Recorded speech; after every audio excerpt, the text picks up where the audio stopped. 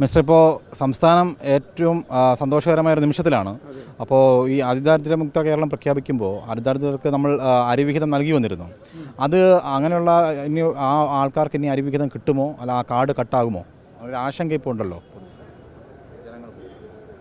കേരളം മലയാളികൾ, ലോകത്തെമ്പാടുമുള്ള മലയാളിക്ക് അഭിമാനിക്കാവുന്ന ഒരു മുഹൂർത്തമാണ് ഈ സംഭവങ്ങൾ.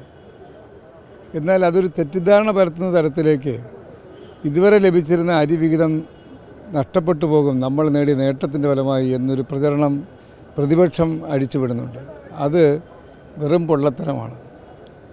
നമ്മൾ കാണേണ്ടുന്നത് അതിദരിദ്ര വിഭാഗത്തെ കണ്ടെത്താൻ വേണ്ടി ഗവൺമെൻറ് നടത്തിയ ശ്രമത്തിൽ 64,006 കുടുംബങ്ങൾ, വ്യക്തികൾ കാണാൻ കഴിഞ്ഞു. അതിൽ ഇവിടെ പറഞ്ഞല്ലോ, ക്ലേശഘടകങ്ങളായിട്ടുള്ളതിൽ 5,300ഓളം കുടുംബങ്ങൾക്ക് റേഷൻ കാർഡ് പോലുമില്ലായിരുന്നു. അവർ മുഴുവൻ AAY മഞ്ഞ നിറ കാർഡിന് അർഹത നേടിയ അത്തരം കുടുംബങ്ങളാണ്. അവർക്ക് ആ കാർഡ് നൽകിക്കൊണ്ടാണ് അവരുടെ ദാരിദ്ര്യാവസ്ഥയ്ക്ക് പരിഹാരം കാണാൻ കഴിഞ്ഞത്. എന്ന് പറഞ്ഞാൽ ഭക്ഷണം ഉറപ്പാക്കാൻ കഴിഞ്ഞ അതാണോ നഷ്ടപ്പെടുത്തുന്നത്?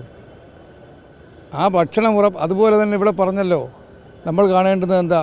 ഒരാളിന് വീടില്ല, വീട് നൽകിയതാണോ അതിദരിദ്രാവസ്ഥ നഷ്ടപ്പെടുത്താൻ കാരണമെന്ന് പറഞ്ഞാൽ അത് അംഗീകരിക്കാൻ പറ്റുമോ? ഒരു കുടുംബത്തിന് ആരോഗ്യ ഇൻഷുറൻസിൻ്റെ കവറേജ് ഇല്ല, ആ കവറേജ് നൽകിയതാണോ അതിദരിദ്രാവസ്ഥ ഇല്ലാതാക്കാൻ വേണ്ടിയുള്ള നടപടി എന്ന് പറഞ്ഞിട്ട് ഇങ്ങനെ തെറ്റിദ്ധാരണ വരുത്തുന്ന തരത്തിലേക്ക് ആളുകളിൽ അവിശ്വസിക്കുന്ന തരത്തിലേക്ക് ആളുകളെ മാറ്റാൻ ശ്രമിക്കുന്നത് വളരെ ഗൂഢമായിട്ടുള്ള ഒരു പരിശ്രമമാണ്. അതുകൊണ്ട് കേന്ദ്ര സംസ്ഥാന സർക്കാരുകളുടെ ക്ഷേമ പദ്ധതികൾ പലതും കേരളത്തിൽ ഒരു നല്ല വിഭാഗം ആളുകൾക്ക് ലഭിച്ചിരുന്നില്ല, കിട്ടിയിരുന്നില്ല. അതിന് അർഹതയുള്ളവരായിട്ട് പോലും അവർക്ക് കിട്ടാതിരുന്നു. അവരെ കണ്ടെത്തി അവരെ മുഴുവൻ അത് നൽകാൻ കഴിയുന്ന നടപടി സ്വീകരിച്ച ഗവൺമെൻറ് നടപടിയാണ് മുക്തകണ്ഠം പ്രശംസിക്കേണ്ടത്.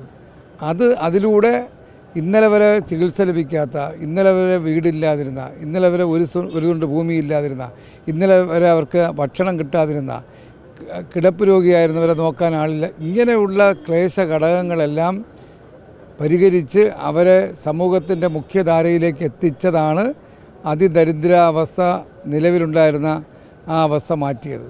അതുകൊണ്ട് ഒരു കുടുംബത്തിനും ഒരു ആശങ്കയും വേണ്ട. അവർക്ക് ലഭിച്ചിരുന്നതെല്ലാം വീണ്ടും തുടർന്ന് ലഭിക്കണം. അത് നഷ്ടപ്പെടുത്തുന്ന തരത്തിലേക്കുള്ള ഒരു ചിന്ത UDF ഉയർത്തുന്നെങ്കിൽ അത് ആ ജനതയോട് കാട്ടുന്ന ക്രൂരതയാണ് എന്ന് മാത്രമേ പറയാനുള്ളൂ.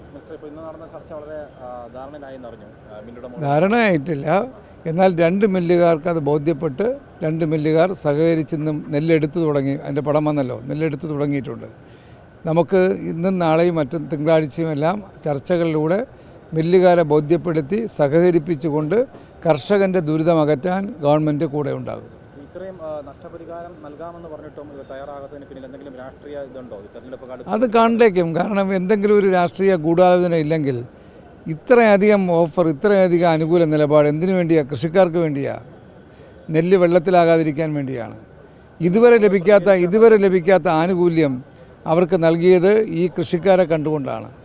അത് ഈ സീസണിൽ അവർക്ക് കൊടുക്കാൻ കഴിയുന്ന ഏറ്റവും വലിയ ഓഫറാണ് കൊടുത്തിരിക്കുന്നത്. അത് മനസ്സിലാക്കി വരുന്നതിന് പകരം അത് മനസ്സിലാക്കിക്കേണ്ടുന്ന മില്ലുകാരോട് തെറ്റിദ്ധാരണാജനകമായ പ്രചരണം അഴിച്ചുവിട്ട അതിൻ്റെ ഭാരവാഹികൾ അത് തിരുത്തണമെന്നാണ് പറയാനുള്ളത്. ഇന്ന് നെല്ലെടുത്തല്ലോ. ഇന്ന് നമ്മുടെ ആലപ്പുഴയിൽ 2 ഇടത്ത് നെല്ലെടുത്തു. തൃശ്ശൂർ 2 ലോഡ് നെല്ല് പോയി കഴിഞ്ഞു. ഇത് എടുക്കുക മാത്രമല്ല, പാലക്കാട് ഭാഗത്ത് ഇന്ന് നാളെ നെല്ല് എടുത്തില്ലെങ്കിൽ പോലും കർഷകൻ്റെ നെല്ല് സപ്ലൈകോ ഏറ്റുവാങ്ങും. സപ്ലൈകോ കർഷകൻ്റെ നെല്ല് ഏറ്റുവാങ്ങാനുള്ള പച്ചച്ചീട്ട് കൊടുക്കാനുള്ള നിർദ്ദേശവും കൊടുത്തിട്ടുണ്ട്.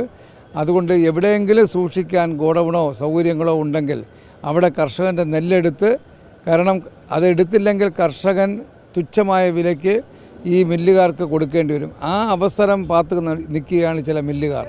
കർഷകന് 20 രൂപ 22 രൂപ കൊടുത്തുകൊണ്ട് കർഷകനെ ദ്രോഹിക്കുന്ന ഒരു നിലപാട് കൂടി മറുവശത്ത് ചെയ്യുന്ന ചില മില്ലുകാരുണ്ട് എന്നുള്ള കാര്യം മറന്നു പോകരുത്.